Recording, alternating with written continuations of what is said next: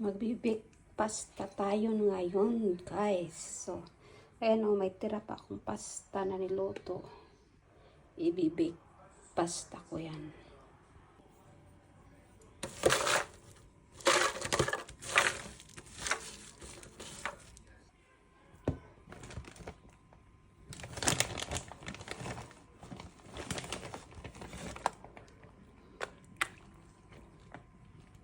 Masarap to, guys, kasi madaming cheese ang ilalagay ko.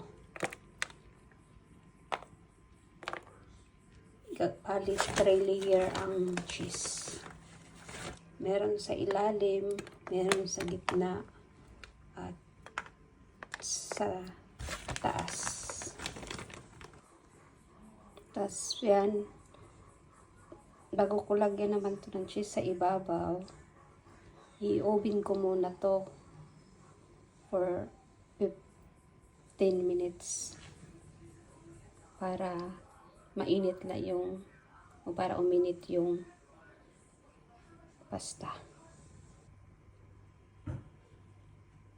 So, ayan guys. Nainit ko na. So, ilagay ko ngayon ang cheese at ibabalik ko na naman sa oven.